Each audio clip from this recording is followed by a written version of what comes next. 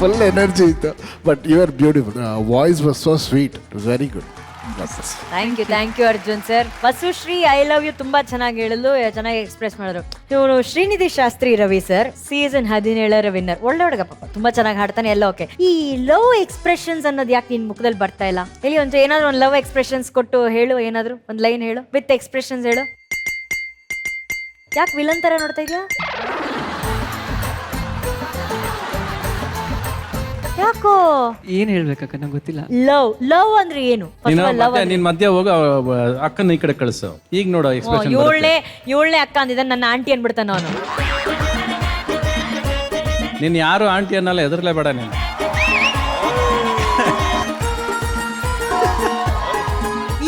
ಇದನ್ನ ಹಾಕ್ರೋ, ಇದನ್ನ ಹಾಕಿ.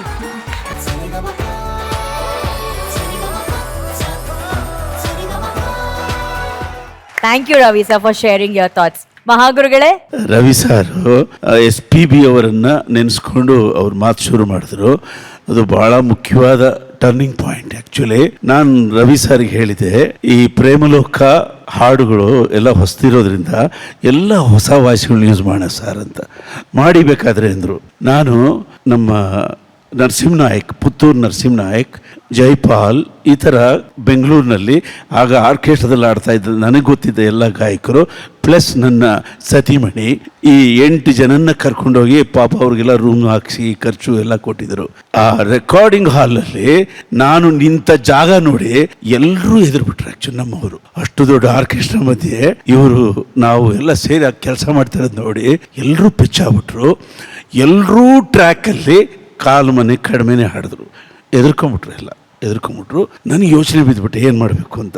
ವರದಪ್ಪನವರು ಸಾರಿಗೆ ಹೇಳಿದ್ರು, ಎಲ್ಲ ಹಾಡಿದ್ದಾರೆ, ಸ್ವಲ್ಪ ಶ್ರುತಿ ಕಡಿಮೆ ಇದೆ ಅಂತ ಎಲ್ಲ ಹೇಳಿದ್ರು. 1 ವಾರದ ಈ ನಮ್ಮ ಪ್ರಯತ್ನ, ನಮ್ಮ ಇವ್ರ ಮಧ್ಯೆ ಏನೂ ಚರ್ಚೆ ಆಗಿಲ್ಲ. ಅವರು ಮೆಂಟಲಿ ಪ್ರಿಪೇರ್ ಆಗಿದ್ದಾರೆ. ಇದು ಮ್ಯೂಸಿಕಲ್ ಹಿಟ್ ಪಿಕ್ಚರ್. ಈ ಹೊಸ ವಾಯ್ಸ್ಗಳು ಅಕಸ್ಮಾತ್ ಇದಕ್ಕೆ ಹೊಂದದೇ ಹೋಗ್ಬೋದು.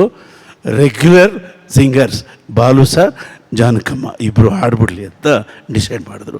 ನನ್ನ ಹತ್ರ ಹೇಳಿದ್ರು, ರಾಜು ಮ್ಯೂಸಿಕ್ಕು ತುಂಬ ಚೆನ್ನಾಗಿದೆ, ತುಂಬ ದೊಡ್ಡದಾಗ್ತಾ ಇದೆ, ಇದು ಈ ಎಕ್ಸ್ಪೆರಿಮೆಂಟ್ ಬೇಡ. ಇಲ್ಲ ಸರ್, ನಾನು ಮತ್ತೆ ಆಡಿಸ್ತೀನಿ ಸರ್. ಬೇಡ, will go to SPB. Janakamma decision ತಗೊಳ್ರಿ ಅಂದರು. ಸ್ವಲ್ಪ ಡಿಸ್ಟೆನ್ಸಲ್ಲಿದ್ವಿ. ನಾನು ಹೆಂಡ್ತಿ ಕೇಳಿದೆ, ನೀವು ಸುಮ್ಮನೆ ಅವ್ರ ಮಾತು ಕೇಳಿ ಅಂದ್ಲು. ಆವಾಗ ತೆಗೆದುಕೊಂಡ ಡಿಸಿಷನ್ನೇ ಇವತ್ತು ಈ ಚರಿತ್ರೆಗೆ ಕಾರಣ ಆಗಿರೋದು. ನನಗೆ ಇನ್ನೂ ಜ್ಞಾಪಕ ಇದೆ, ಈ ಹಾಡನ್ನು ನಾನು ಪೂರ್ತಿ ಕನ್ನಡದಲ್ಲಿ ಬರೆದಿದ್ದೆ, ತಮಿಳಲ್ಲಿ ಬರೆಸ್ಬೇಕು ಅಂತ ದೊಡ್ಡ ಲೇಖಕ ವೈರಮುತ್ತು ಸಾರ್ನ ಕರೆಸಿದ್ರು. ಅವ್ರಿಗೆಲ್ಲ ಎಕ್ಸ್ಪ್ಲೈನ್ ಮಾಡಿದ್ವಿ, ಸಾಂಗ್ ಟ್ಯೂನು ಕೇಳಿಸಿದ್ವಿ. ನಾನು ಬರೆದಿರೋದನ್ನೆಲ್ಲ ಹೇಳಿದೆ, ನಾನು ಬರೆಯೋದೇನಿದೆ ಎಲ್ಲ ಕವರ್ ಮಾಡಿಬಿಟ್ಟಿದ್ದೀರಲ್ಲ ಅಂದರು. ಸಾರಂದರು, ಅದೆಲ್ಲ ಬರೆದಿರೋದಿರಲಿ, ನೀವು ಹೊಸದು ಬರೀರಿ ಅಂದರು. ಬಟ್ ಅವರು ಈ ಸಾಲುಗಳು ನೋಡಿಕೊಂಡೆ ಇದಕ್ಕೆ ಮ್ಯಾಚ್ ಆಗೋ ಥರ ಬರೆದ್ರು. ಕನ್ನಡದ ಕೀರ್ತಿ ತಮಿಳಿನ ಕವಿಯ ಬಾಯಲ್ಲಿ ಬಂದದ್ದು ಈ ಚಿತ್ರದ ಈ ಹಾಡಿಂದ. ನಾವೆಲ್ಲ ಹೆಮ್ಮೆ ಪಡಬೇಕು. ನನ್ನನ್ನು ಹೇಗೆ ಮೆರೆಸಿದಾರೆ ಗೊತ್ತಾ?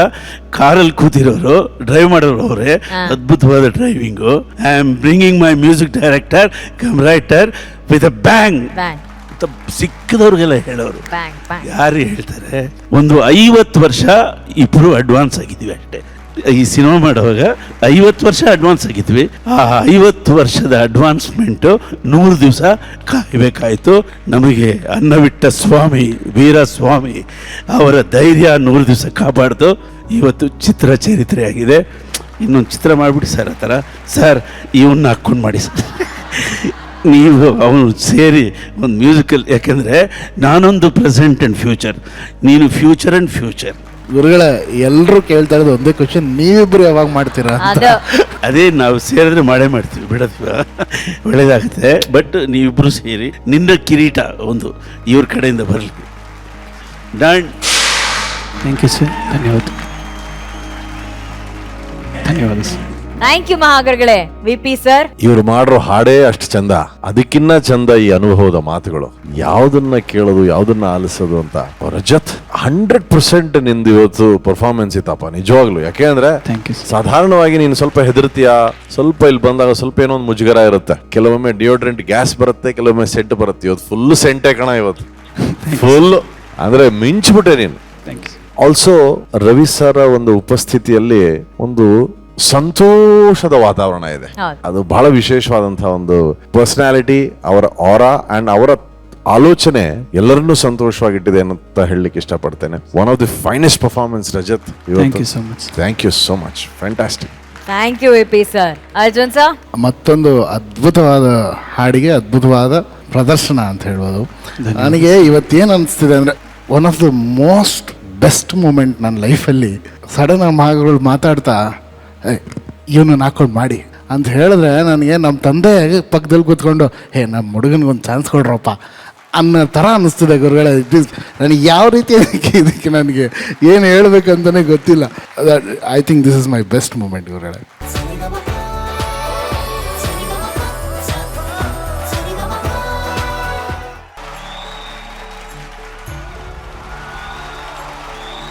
ರವಿ ಹಂಸ ವೈಭವವನ್ನ ನಾವೆಲ್ಲರೂ ಸಡಗರದಿಂದ ಸೆಲೆಬ್ರೇಟ್ ಮಾಡಿದೀವಿ ಅಂಡ್ ಅವರ ಅನುಭವವನ್ನ ಹಂಚ್ಕೊಂಡಿದ್ದಾರೆ ನಮ್ಮ ಕಾರ್ಯಕ್ರಮದಲ್ಲಿ. ಮತ್ತೆ ಬದುಕನ್ನ ಹೇಗ್ ನೋಡ್ಬೇಕು ಅಂತ ಹಾಡಿನ ಮೂಲಕ, ಮಾತುಗಳ ಮೂಲಕ ಹೇಳ್ಕೊಟ್ಟಿದ್ದಾರೆ. ಅಂಡ್ ನಮ್ಮ ಜಡ್ಜಸ್ ಮೂಲಕ ಹಾಗೂ ನಮ್ಮ ಇಡೀ ವೇದಿಕೆಯ ಮೂಲಕ, ನಮ್ಮ ವಾಹಿನಿಯ ಮೂಲಕ ರವಿ ಸರ್ ಹಾಗೂ ಮಹಾಗುರುಗಳಿಗೆ ಒಂದು ಪ್ರೀತಿಯ ಕಿರುಕಾಣಿಕೆ ಇದೆ. ಅದನ್ನ ದಯಮಾಡಿ ಸ್ವೀಕರಿಸಬೇಕಾಗಿ ಕೋರಿಕೆ.